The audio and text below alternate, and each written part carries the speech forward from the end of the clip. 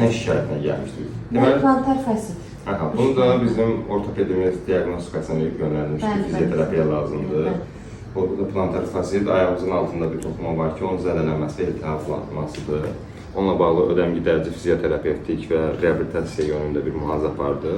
Təbii ki, ortopeddə öz tərəfindən düşən işi də gördük. Səndə problemimiz nə idi? İndiki vəziyyətimiz nə yerdədir? Bunun haqqında məlumat verə bilərsiniz? Mən hər səhər tezdən yuxudan oyananda ilk addımım elə bir şüşə batmış kimi olurdu və çox incədirdi. Əvvəllər daha az idi ağrım, sonra yəni getdikcə artıq yeriyəndə də ağrı var idi, yəni gün ərzində. Olar ki, 90% düzəlmə var. İnşallah gəzəndə ağrı hiss edirdim, rahat, sürətli gəzə bilmirdim. Mən sürətli gəzən adamam məsəl üçün.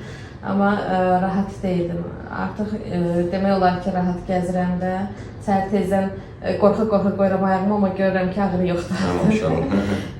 İndi daha rahat basa bilirsiniz. Bəli, bəli. Süper. Aytaç xanım, sağ olsun.